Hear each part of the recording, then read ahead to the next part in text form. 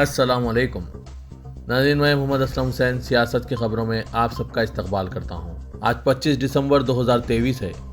Islamic تاریخ کے حساب سے آج 11 جمادی الثانی 1445 ہجری ہے۔ پیش ہے آج کی کچھ اہم خبریں۔ جیسے ہی سردی کی لہر نے شمالی ہندوستان پر اپنی گرفت مضبوط کر لی، قومی دارالحکومت دہلی میں آج پیر کی صبح گھنی دھند کے ساتھ ایک اور بھی سرد صبح دیکھی گئی۔ ہندوستان کے محکمہ موسمیات کے مطابق پیر کی صبح دہلی میں درجہ حرارت 9 ڈگری سیلسیس ریکارڈ کیا گیا۔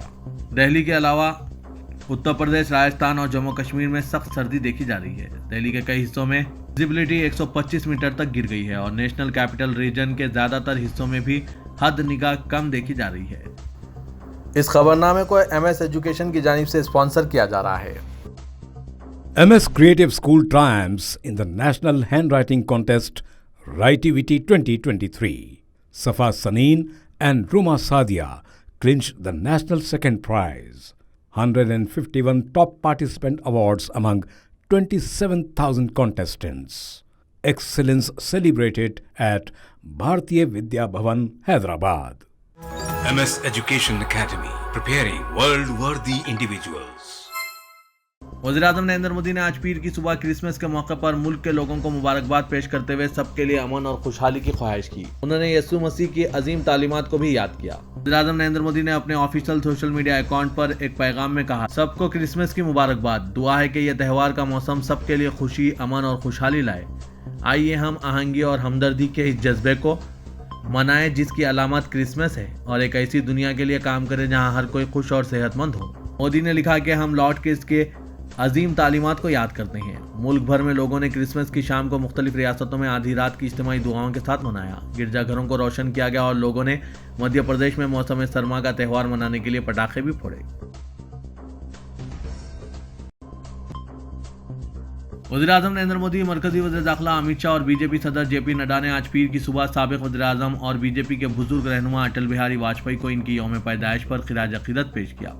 وزیراعظم نریندر مودی اور نائب صدر جگدیپ دھنکر نے سابق وزیراعظم اٹل بہاری واجپئی کو ان کی 99ویں یوم پیدائش پر خراج عقیدت پیش کرنے کے لیے سدھیو اٹل یادگار پر پہنچے، گلہائے عقیدت پیش کیا۔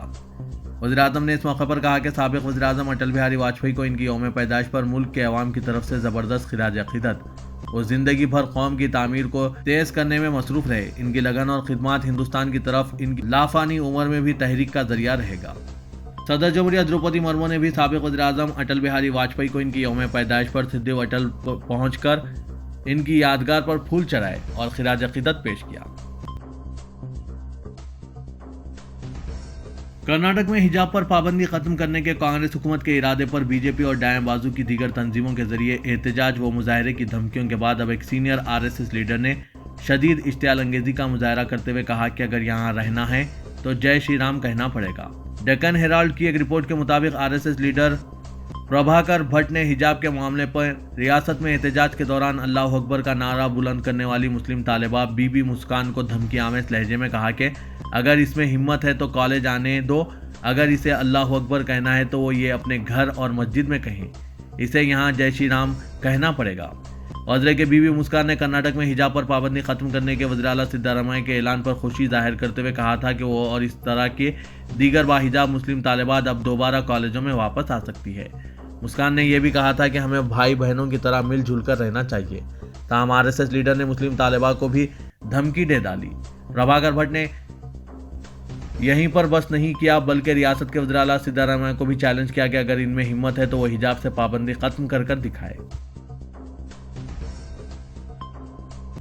طویل جدوجہد کے بعد آخر کار حکومت کو پہلوانوں کے آگے گھٹنے ٹیکنے پڑ گئے۔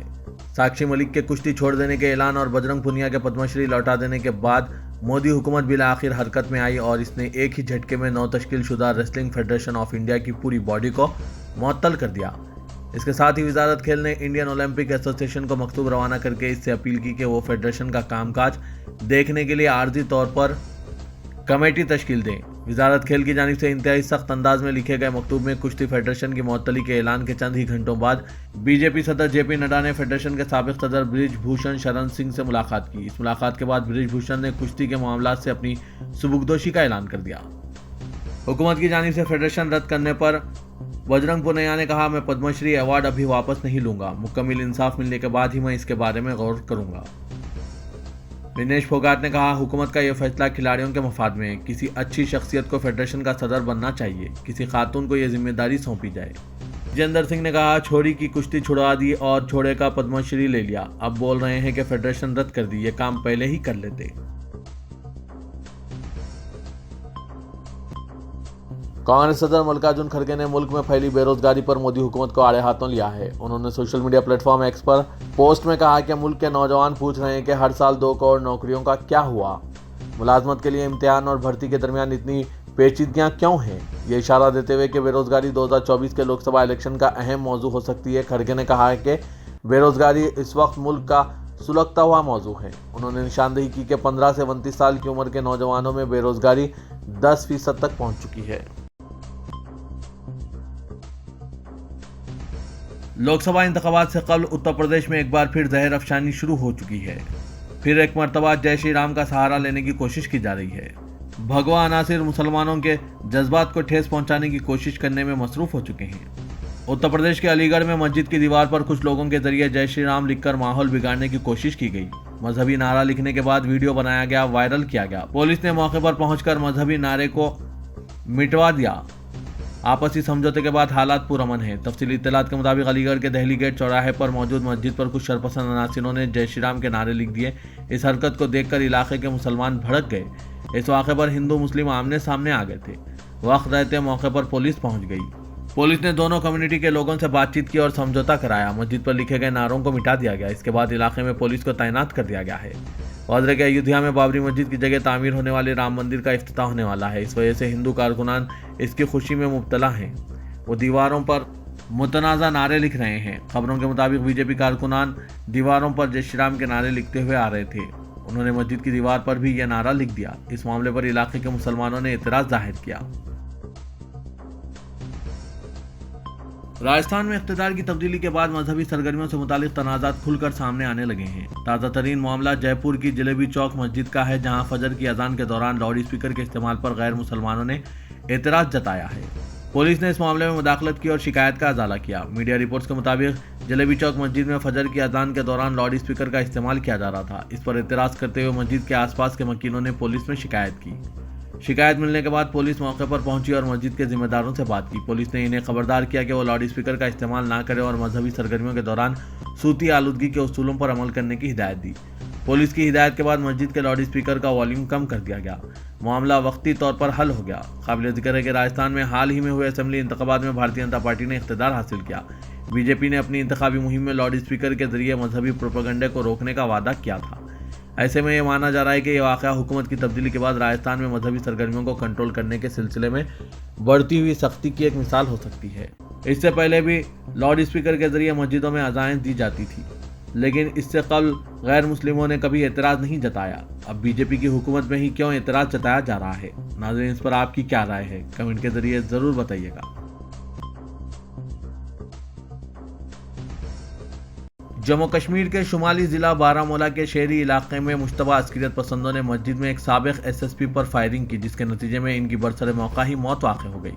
पुलिस ने बताया कि अस्करियत पसंदों ने बारामूला के एक इलाके में आज सुबह साबिक पुलिस अहदेदार मोहम्मद शफी मीर पर फायरिंग की, जब वो मस्जिद में अजान दे रहे थे। उन्होंने कहा कि अगरचे इन्हें फौरी तौर पर नज़दीकी हेल्थ सेंटर मुंतकिल किया गया, लेकिन वहाँ मौजूद डॉक्टरों ने इनको मुर्दा करार दिया।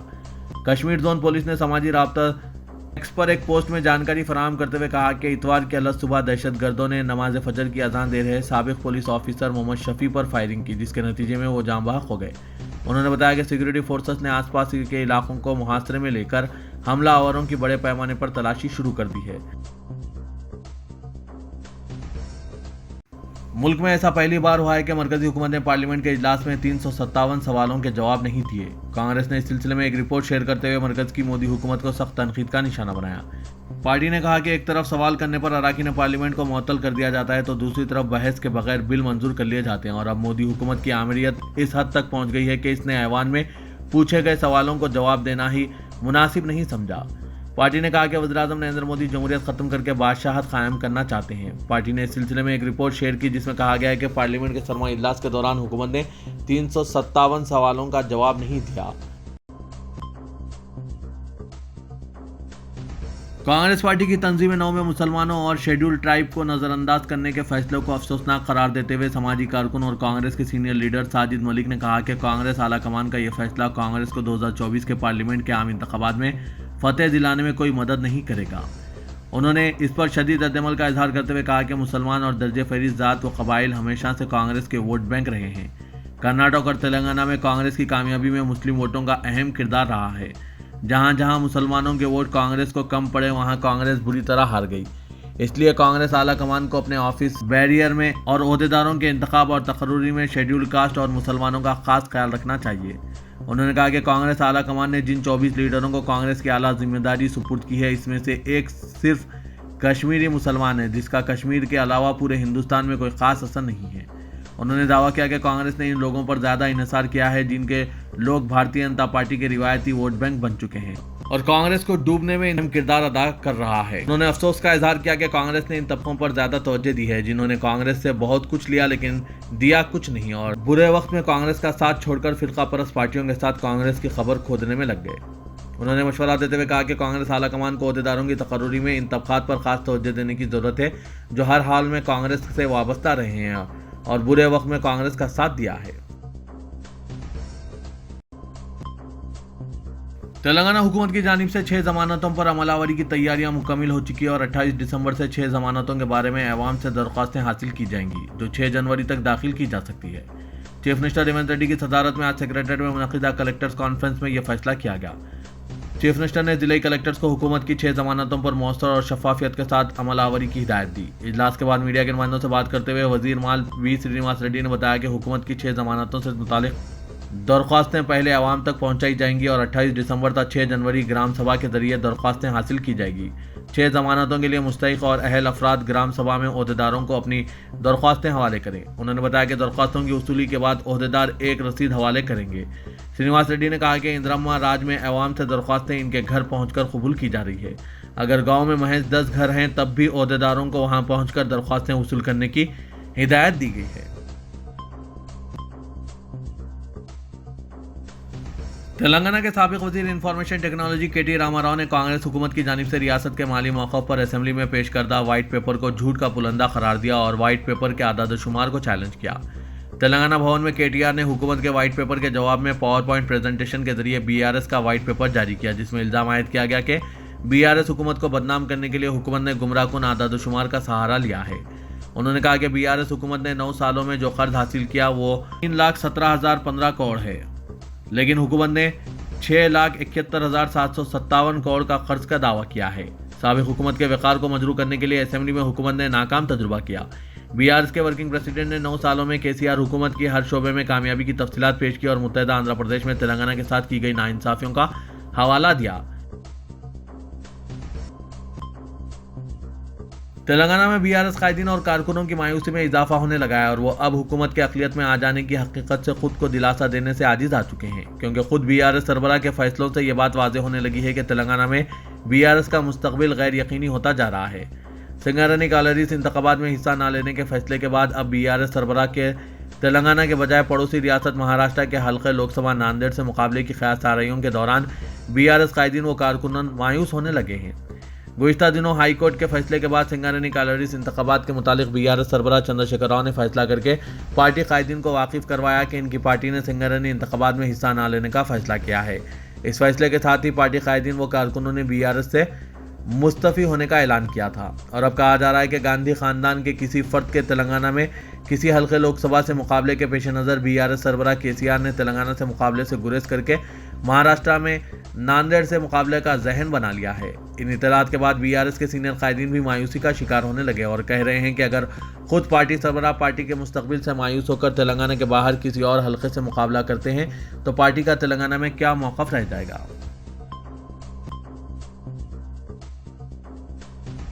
तेलंगाना के वज़ीर आला रेवंत रेड्डी ने कहा है कि तरक्की का मतलब शीशों की दीवारें और रंग बिरंगी दीवारें नहीं बल्कि गरीबों की भलाई हकीकी मायनों में तरक्की होगी। Chief minister Revanth Reddy secretariat में जिला कलेक्टर्स और सुपरिटेंडेंट्स ऑफ पुलिस के इजलास से खिताब कर रहे थे।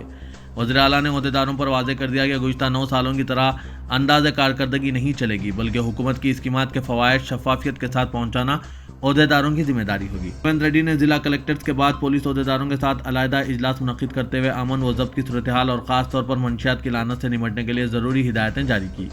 Deputy chief minister Bhatti Vikramarka, ریاستی وزراء D Sridhar Babu, Uttam Kumar Reddy, Komati Reddy, Venkat Reddy, P Srinivas Reddy, T Nageshwar Rao, Jupally Krishna Rao, Ponnam Prabhakar, Seethakka Konda Surekha, director general police Ravi Gupta, chief secretary Shanti Kumari اور دیگر اعلیٰ عہدیدار شریک تھے۔ چیف منسٹر نے کہا کہ ان کی حکومت موافق ملازمین حکومت ہے۔ انہوں نے واضح کیا کہ خدمات کی انجام دہی میں اگر کوتاہی کی جائے تو حکومت کارروائی سے گریز نہیں کرے گی۔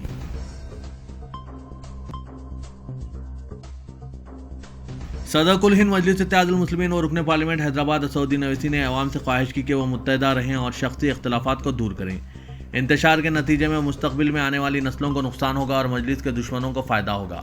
مجلس کی جانب سے بی جے پی کو شکست دی جاتی رہی ہے اور بی جے پی کو شکست دینے کا سلسلہ جاری رکھا جائے گا۔ اسدالدین اویسی نے کہا کہ مجلس ہر اس اقدام کی تائید کرے گی اور اس بات کو یقینی بنانے کی کوشش کرے گی کہ نریندر مودی دوبارہ وزیر اعظم نہ بن سکیں۔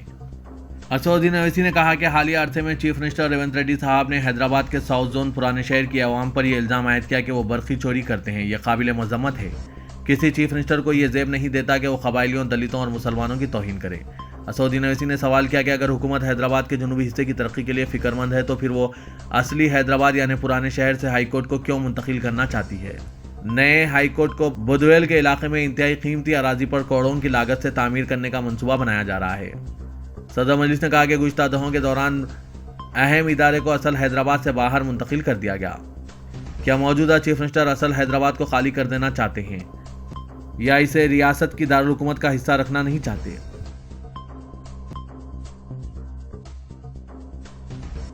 بی آر ایس کی ایم ایل سی کے کویتا نے کانگریس کو سخت تنقید کا نشانہ بناتے ہوئے کہا کہ کانگریس انتخابات جیتتے ہی تمام وعدے بھول جاتی ہے۔ اس نے کرناٹک میں 6 ضمانتیں فراہم کرنے کا وعدہ کیا تھا لیکن ابھی تک کچھ نہیں کیا گیا۔ انہوں نے کہا کہ تعلیمی اداروں میں حجاب پر پابندی ہٹانے کا وعدہ کیا گیا۔ دوسرے ہی دن وزیر اعلیٰ کرناٹک اپنے بیان سے انحراف کرتے ہیں کہ انہوں نے ابھی حجاب پر سے پابندی نہیں ہٹائی ہے۔ کرناٹک حکومت اب اس بارے میں الجھن میں نظر آ رہی ہے۔ یہ ان کے ڈی این اے میں ہے۔ کانگریس اسی طرح کے حربے استعمال کرتی ہے۔